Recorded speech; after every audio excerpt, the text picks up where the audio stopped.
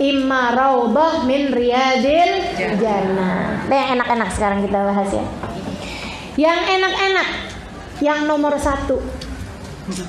Kita doa nih, mudah-mudahan bisa ngarep yang nomor 1 ini. Ini teman-teman sekalian saya muliakan. Yang nomor 1 paling enak, dikumpulkan bersama dengan rohnya Nabi Muhammad SAW. Itu udah nggak ada balasan lebih enak daripada itu. Nggak ada balasan lebih enak daripada itu.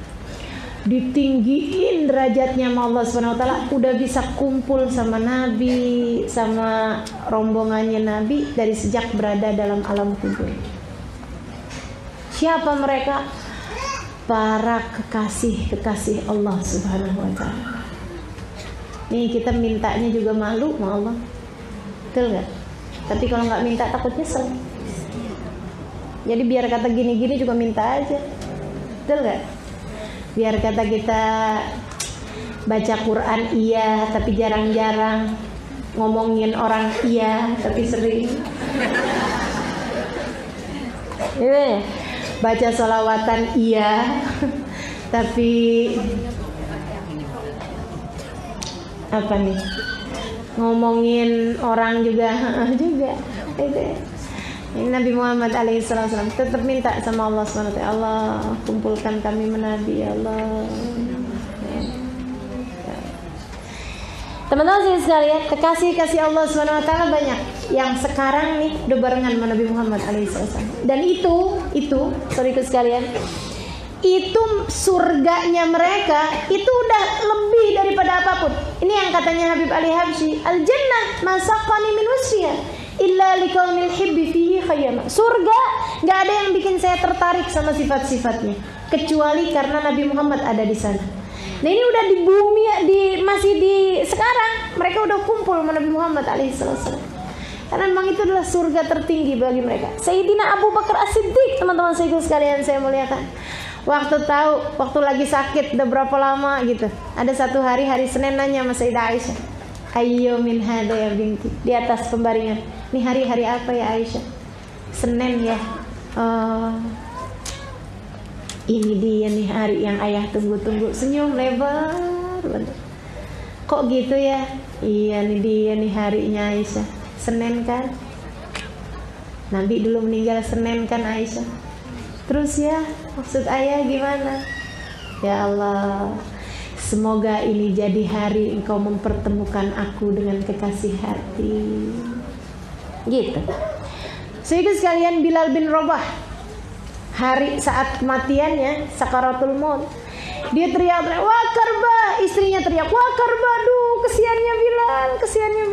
Bilal senyum lebar, "Wa tarabah, Qadan alqal ahibba Muhammadan wa izbadu." Senangnya Bilal. Besok hari Bilal sudah bisa bersama dengan kekasih hati Nabi Muhammad sallallahu alaihi wasallam. Para sahabat, Sayyidina Husain, teman-teman sekalian, cucu Nabi Muhammad alaihissalam, yang hari itu waktu tanggal 10 Muharram tahun tersebut beliau terpenggal kepalanya di medan Karbala pagi habis selesai salat subuh, gitu ya. Habis selesai salat subuh, beliau tegakkan pedangnya dengan tempat pedangnya itu ditegakkan sampingnya. Habis itu beliau tiduran. Sempat ketiduran gitu sebentar. Begitu bangun, hasbunallah wa ni'mal wakil, inna lillahi wa inna ilaihi raji'un, alhamdulillah ala kulli hal. Senyum lebar. Sayyidah Zainab nanya gitu, "Kenapa Husain?" "Ra'aitu jiddi." Kata Sayyidina Husain, "Barusan tadi saya ketiduran. Terus saya mimpi kakek kita Nabi Muhammad sallallahu alaihi wasallam. Wa ra'aitu jaddati." Saya mimpi ketemu sama Sayyidah Khadijah, nenek saya. Saya ketemu ibu saya Fatimah. Saya ketemu ayah saya Ali bin Abi Thalib. Saya ketemu saudara saya, saudara kita Zainab, saudaranya beliau ya. Dia bilang, "Saya melihat Hasan, saudara saya, meninggal duluan daripada Sayyidina Husain." Terus kenapa? Mereka semua tersenyum kepadaku dan berkata, "Al-lailah taftur indana ya Husain." Sore nanti kamu sudah akan berbuka puasa bersama dengan kami wahai Husain. Asyura tanggal 10 Muharram. Mereka puasa. Sayyidina Husain tetap berpuasa hari itu. Sampai siangnya ketika mereka sudah dalam keadaan berperang, dalam puncaknya perang, orang-orang pada bilang batalin aja puasanya wahai Husain. Sayyidina Husain bilang enggak, saya sudah punya janji buka puasa bersama dengan Nabi Muhammad SAW. Mereka berkumpul, teman-teman saudariku sekalian, bersama-sama. Andai ruh kita akan menjadi salah seorang di antara mereka. Mau mintanya malu sungguh. Saya mintanya nggak punya muka. Tapi kalau nggak minta takut nyesel. Ya Allah, coba saya minta di dunia, saya mungkin akan bersama dengan mereka hari ini.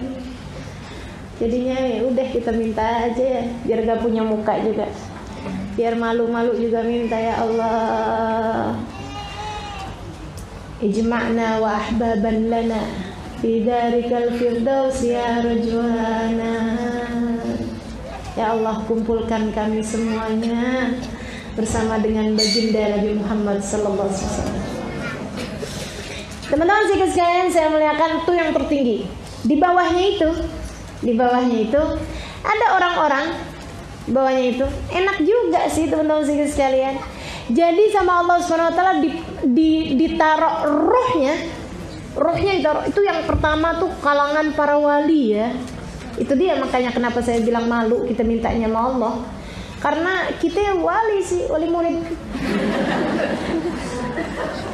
Ada yang bilang kita wali saja, wali kekeb. Ya ampun. Sedikit sekalian saya melihatkan. Ini nih yang pertama nih kelompoknya para wali tuh, yang bisa kumpul menabi dari sejak berada dalam alam barzah. Sedikit sekalian saya melihatkan. Nah itu kelompok VIP. Udah nggak tahu tuh. Udah kelompok yang paling tinggi banget gitu ya. Kalau di kita nih di dunia nih kalangan pejabat, teman-teman sedikit sekalian. Yang kalau dia lewat semua jalanan ditutup gitu loh. Kelas-kelasnya Raja Salman, ya kan? Yang kalau datang ke satu negara semua jalanannya itu dikosongin. Dia mau pergi kemana pakai pesawat pribadi yang di atas kayak gitu tuh.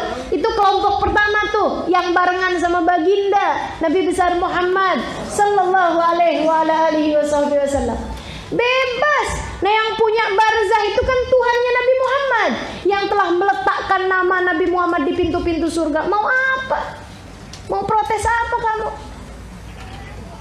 Itu yang di dunianya suka bilang Nabi Muhammad kan juga manusia sama seperti kita. Coba tuh bilang kayak begitu, ntar kalau kamu berada dalam alam kubur kamu akan tahu seperti apa Allah memuliakan Nabi Muhammad sallallahu alaihi wasallam. Baik teman-teman sekalian. Yang keduanya yang senang juga tapi di bawah tingkatannya para wali adalah para syahid. Seperti apa balasan Allah buat mereka? Rohnya ditaruh di burung hijau, kata Nabi Muhammad SAW. Burungnya keliling-kelilingan surga. Jadi dia sih enggak di surga, tapi Allah taruh rohnya di burung. Burungnya ngeliat surga, dengar suaranya surga, gitu ya. Wah seneng keliling-keliling surga. Sampai kapan? Sampai ntar datang hari kiamat. Seneng, girang. Tapi kan sebenarnya surganya belum buka, gitu ya. Kayak Dufan di waktu malam, gitu kan? Udah ada, tapi kan belum buka. Maksudnya belum mulai semua kesenangannya dan lain sebagainya. Gitu. Jadi mereka udah keliling-kelilingan surga, ngeliatin kenikmatannya. Sedikit sekalian saya muliakan, yang kenikmatan yang berikutnya, yang ketiganya kalangan VIP. Gitu ya. Ini teman-teman sedikit sekalian saya muliakan, mereka akan dibuka pintu melihat surga. Jadi kayak ngelihat film, tapi filmnya adalah isinya tentang surga, gitu ya. Itu kan udah seneng bener tuh ngeliatin surga, oh gitu. Nanti gimana surga, seneng tuh. Sedikit sekalian, yang berikutnya nih, yang keempatnya ditidurkan sama Allah Subhanahu wa taala, naumat aris, katanya Rasulullah SAW. Ditidurkan seperti tidurnya pengantin. Pengantin kan tidur kayak berasa baru sebentar gitu, padahal lama kan gitu ya tidurnya. Nah, ini yang katanya Allah SWT dalam Al-Quran, ketika dibangkitkan mereka bilang, man ba'adana min marqadina hadza. Kalau datang hari kiamat, siapa nih yang bangunin kami dari tidur panjang kami ini? Itu ada kelompok orang-orang yang ditidurkan. Ini kayaknya yang hobi-hobi tidur di dunia nih.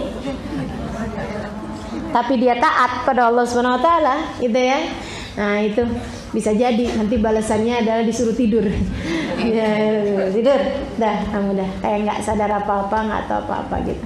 Teman-teman sekalian, dan yang berikutnya, ini yang mayoritas umat Islam berada di sana.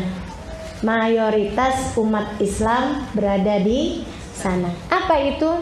Di dalam kuburan nanti mereka saling mendatangi, saling ziarah, menziarahi, ini ketemu sama si ini, kayak kehidupan di dunia gini, kayak kehidupan dunia ini, cuman bedanya ya mereka dalam kesenangan, ngobrol-ngobrol. Makanya sampai ada satu riwayat hadis menceritakan bahwa kalau ada orang datang hidup, maksudnya meninggal baru, sampai ditanya-tanyain gitu sama teman-temannya yang lain gitu, istri saya kabarnya gimana, anak saya kabarnya gimana, kayak gitu.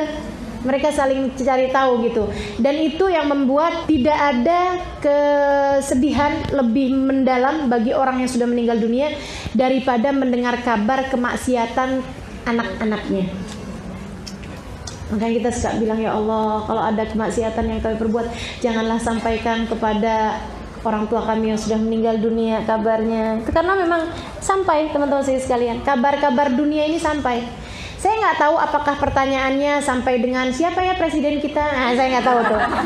Saya nggak tahu ya. Saya nggak tahu. Tapi yang pasti bahwa mereka akan bertanya-tanya tentang kabar-kabar orang-orang yang mereka cintai, yang mereka sayangi waktu di dunia ini. Kecuali itu tadi yang pulangnya bawa utang. Nggak bisa berziarah, nggak bisa bertanya, nggak bisa kayak di penjara aja gitu mereka. Alhamdulillah. Mudah-mudahan Allah SWT jadikan kubur kita raudhah min riyadil jannah, insyaallah. Salah satu dari kebun-kebun surga, gitu ya.